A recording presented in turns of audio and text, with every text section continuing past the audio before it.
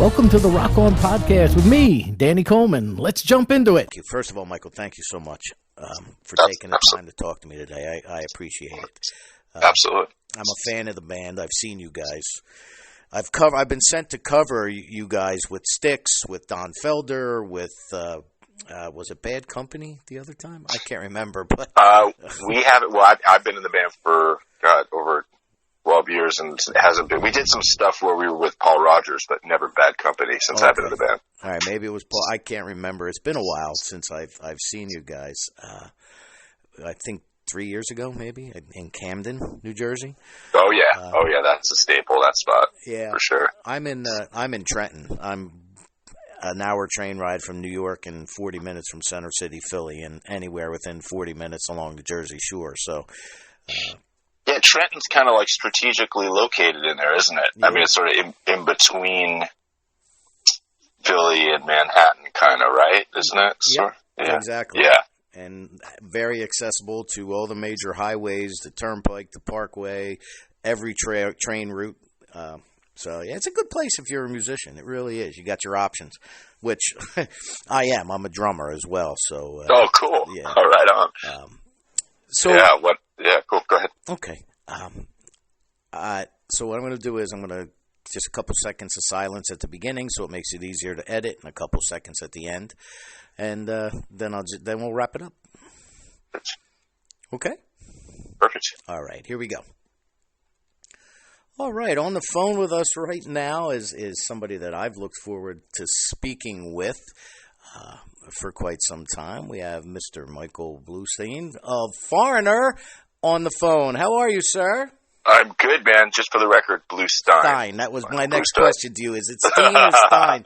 I never know. Either way, it varies. Oh, I know. I barely do. I figured I had a 50-50 shot. Well, it's funny. Yeah, my mom says Stein and my dad says Steen. So there you go. That's why I'm still confused about it. So. But Mom liked you best. Exactly. I'm going to go with Mom. There you go. Well, you're calling us today. Well, first of all, I'm a fan of the band, and I'm working my way through the entire band. The first one I interviewed was Jeff Pilson. Then I interviewed Tom Gimbel. Then I interviewed Mick. And now you. So I'm eventually going to get all you guys somewhere down the road. But you have something very interesting going on right now that you've released, a single or a video called Why Corona.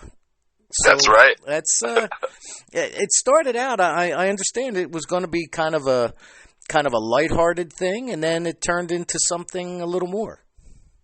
Yeah, exactly. Yeah, that's you just said it. Yeah, I mean, the original when the first kind of blossoms of the idea were coming out, it was sort of lots of plays on, the rhyme, Corona, I'm all alone, pick up the phone, all, like those kind of lines were I was like, oh, this is kind of funny. It sort of reminded me like of an Adam Sandler kind of Hanukkah song kind of vibe, like just kind of silly and goofy. But then it just, in light of what was happening, it didn't feel totally right to just have it just be comedy. Of course, that's fine, if somebody goes down that road, I don't have any problem with that. But it just morphed into something else. By the time it got to the chorus, it seemed like it took on a more serious and reflective note. So it's kind of a hybrid of the both. It's there's some kind of funny, like goofy elements to it, but then there's highlights the seriousness of what we've been dealing with. So yeah, it's a combination. Okay, and you did it. You didn't do it alone. You did it with the help of a cellist and a couple of female singers, right? Yeah, actually, it was all the whole recording happened here in my home studio in LA, and then we actually got the video. All the quote unquote string parts are me playing it, on a keyboard. But I did want, since there's a kind of dramatic string entrance on the third verse, I did want some video of Dave Egger, who's a good friend of the band's and somebody who we do a lot of orchestral shows with, actually, when Foreigner does orchestral stuff. He's kind of the main guy behind that. And I wanted to get him in the video for that, just visually, for that third verse entrance. So So yeah, that's him on video in the third verse, and then Tina Terry on background vocals on the chorus, and then a friend who is a longtime Foreigner fan who lives in Germany sent us a video of herself on those choruses too. But the only other vocals besides me are Tina Terry on the recording. But but it was all recorded here. Okay. It's so much easier today with technology, just to point and click and ship something around the world, huh? It's amazing. It really is. Definitely. I was actually waiting, and you did it when I first saw that you had done this, and there's a video for it on YouTube. Yep. Which I've got the link here, and my producer Claire, she'll put it up on our Facebook event page and on the site, but I'm looking at the video, and the link is you're actually playing guitar. Yeah, I play both acoustic guitar and piano on it. Okay, and I waited, and you and I look to be about the same age, and so far I was surprised that nobody has done it. And you did it, and I brought a smile to my face. You referenced the knack at the beginning of the thing with Sharona, and I thought to myself, now that had to be tongue in cheek. Oh, absolutely, yeah. And of course, me and like everybody else in the world has been thinking of that song. If you're old enough and you grew up, that came out. I'm born in '69. That song came out in '79, I believe. Yep. So definitely part of my childhood as well as yours, it sounds like. And, so with the coronavirus, everybody talking about it, my Corona, that this is kind of jumping into my head to the tune of my Sharona. And as you know, there's tons of parodies out there already of that. I don't know if you've seen, but yeah, there's a video. There's lots of people actually just parodying my Sharona with new lyrics, and calling it my Corona. So I'm kind of glad. Yeah, I didn't go that road. I didn't go the parody route, but like you said, I did tip my hat to it, in tongue in cheek, a little bit to the song. I'm glad, because I picked up on that. I think that's got to be it. Yeah, because I remember the old parody of 9 Coronas was another one that somebody talked about the beer, and I thought, okay, there's a little bit of tip of a comedy towards this tune. So, do you have your own solo material, and is this just a one-off thing? No, I do. I mean, I actually have. There's 3 different recordings, 3 albums. 2 of them are more kind of on the jazzier tip, that are up on all the streaming platforms, Apple Music, Spotify, Pandora, and all that. They're all under my name. And then one of them's more of a singer-songwriter thing. It's an EP of singer-songwriter stuff, and they're all under Michael Bluestein. So that's all searchable, on all the streaming platforms. And this didn't come out as part of an album. It's just a single.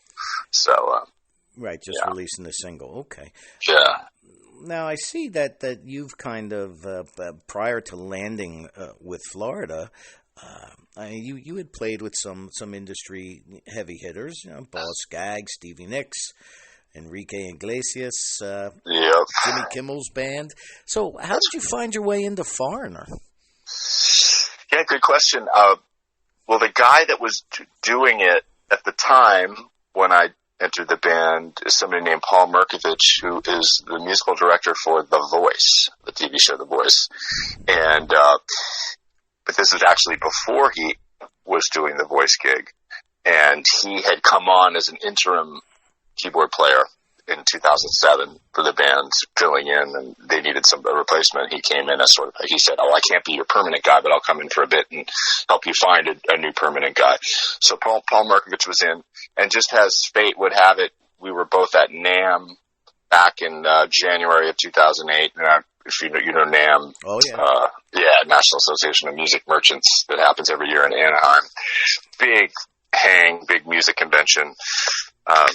And, all the musicians from all over the world really show up there. But anyway, I ran into Paul there, and he and I had worked on a project years before that, an artist named Anastasia, who I toured with, who Paul brought me on board for. So we just ran into each other in '08, at that NAMM conference, and he just said, I'm glad I ran into you because I'm doing this foreigner gig now in keys, but I need to find a replacement for myself because I have other commitments coming up. So, reconnecting with you and seeing it's like, yeah, you might be really a good guy for this. And, that's how it happened. So it's just sort of the old adage, who you know, and timing and luck and, the fates as they, roll out. That's like kind of how it went down. And then, so at that point they brought me in for an audition in January of 2008, and then I officially joined in March of 2008. Oh, wow. Okay. Well, good for you. Right place at the right time, so to speak. There you go. Exactly. Yeah, that was another one I was looking for. Yeah. That's great. I know that, Foreigner, well, the couple of times that I've met you guys, I met you at a meet and greet in Camden, and I met you at a meet and greet in Homedale, New Jersey. And, at those meet and greets, they're not much. Just come in, hey guys, take a picture and leave. But, you all seem like a very jovial lot, so to speak. Is it fun touring with these guys, or? Oh, absolutely. Yeah. It's just still, all these years later, we're all kind of amazed that we laughing our asses off on the bus after the show. There's lots of inside humor that, and things that, of course, you'd guess you'd develop after years of inside jokes, after years of being on the road together. And, a few of us like to tip a couple back, after the show, some beers, Bruce and I are really big into beer. Bruce Watson. We actually have a podcast / YouTube channel called VIB, Very Important Beer, which our guests can check into. Where did they find that at? Oh, yeah. So just search Foreigner VIB. And it'll come up. It's coming up. And actually, we have an episode going live tonight, 6 p.m. Eastern, with Kelly Hansen as our guest on it. Oh, okay. With the lead singer. So, tonight will be the 4th episode. Oh, fantastic. All right. Yeah. Good for you. So were you guys, I know you're road warriors. Absolutely. I mean, I've seen you guys on the road with Styx and Don Felder and I know that you guys have been, were you on the road when this whole thing caused everything to grind to a halt? We were just outside of Minneapolis, Minnesota, at a casino. What is it? Let's say it's called Treasure Island. I may have the name of that wrong. Anyway, there's a casino that we play outside of Minneapolis, kind of a big casino, and we were all, we had a show scheduled for the 13th, Friday the 13th. Of March, and everything, the governor made an announcement that day that, just as all the states were falling into line about limiting group activities and gatherings, and, the governor came on that day and said, it has to be 250 people or less. Or, I think that's where they started. And of course, so that made, that night's show a non-starter. So we flew home that day, Friday, March 13th, and we've been back since. But we did have 2 more weeks of gigs on the books at that point when we flew back, and we were slated to play through the end of March. And in fact, on the plane back, Kevin Cronin of REO Speedwagon was flying with us too, and he was coming home from a gig that he had scheduled for that night too, somewhere else in the area. So Gosh, yeah, it kind of put everything to a stop. So when this all starts back up again, do you think the boys in Foreigner will let you play your tune on stage, like solo? You know what? I joke about it. I don't think, Hot-Blooded or Feels Like the First Time is in danger of losing its spot in the set to my new Y Corona original tune. Not to be, too self-facing or too, but yeah. I mean, obviously fans are there to hear those classics, and I wouldn't want it any other way. So, there you go. Right, well, if you're just tuning in, we have Michael Bluestein of Foreigner on the phone with us right now. So tell me, Michael, websites, how do we find you? Oh, yes, good question. So, michaelbluesteinmusic.com is my website. People can check in there. I have a SoundCloud page as well. There's links on the michaelbluesteinmusic.com for all these other things: SoundCloud, Facebook, Instagram, Twitter, all that stuff. You can see the little icons there. But yeah, I have a SoundCloud page where I put up new music I've recently worked on or released, and as we talked about, we've got the Apple Music and Spotify for all things Michael Bluestein as far as my releases go. What are you going to do with the single? Are you going to try and push it for any kind of charitable thing, or is it just something fun you put out there? Or? Yeah, I mean, right now, I sort of have, the proceeds, as you know, streaming isn't a sort of is not as a fundraising thing, that streaming doesn't really generate a lot, Oh, yeah. it can do something, it hasn't been framed that way yet, but I'm looking into that as an option, as a charitable venue. The Foreigner folks have been great, have gotten totally behind it, and it's being distributed through Foreigner's production company for music, Trigger Productions, and as you probably know, our publicist Vanessa has been helping getting the word out. But yeah, it's cool. It's it's up there. It's gotten a decent amount of hits there on YouTube, and just trying to give some people some levity and some distraction maybe from this stuff until we're done with it. That's very cool. Very neat. Yeah. Like I said, I picked up on that Sharona reference right away. I'm not surprised, given our demographic. Yep, I'm a few years older than you, but yeah, I mean, Sharona. That was one of the songs I used to play in my very first band in high school. Oh yeah, man, that was a monster hit. That was a huge tune. Now, am I the only one who hears? Is it Toto? No, you supply the love, or you supply the night, I'll supply the love in the middle of that guitar ride or the end of the guitar ride. You know the song I'm talking about? Oh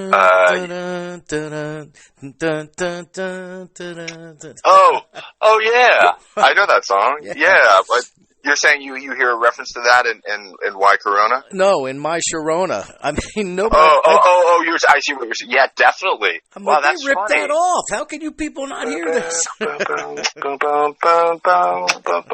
Yeah, that's funny. That kind of reminds me of the ELO kind of thing too, for some reason, when I started thinking about that too. But I think I'm mixing things up in my head. But yeah, you're right. You're totally right. God, I hadn't made that connection. Okay. Well, Michael, thank you, my friend, for taking the time to talk to me, and I will put something together and ship it off to Vanessa within the next week or two, and this will be on air this either this Sunday or next, one or the other. But it'll be turned into a podcast, so I'll let you know. I'll send her all the links to everything and everywhere. Awesome, man. Well, yeah, my pleasure. Good meeting you, and I'm sure we'll be seeing you at a show, hopefully, when we get started again, I hope to. I hope to see you guys again. It's always fun to see you guys. Always brings me back to my childhood. So yeah. Okay, fantastic. Well, Michael, thank you so much. We wish you the best of luck with the single, and hope things get back to normal for the band once this is all over. Man, thanks a lot. Yeah, my pleasure being here, and thanks for taking the time. All right. Thank you, Michael. Michael Bluestein of Foreigner. Rock on, my friend. You rock on, dude. Thanks for listening. We've got new episodes each week. You can hear the Rock On podcast live as Rock On Radio via the links at Danny Coleman's rockonradio.com. Rock on.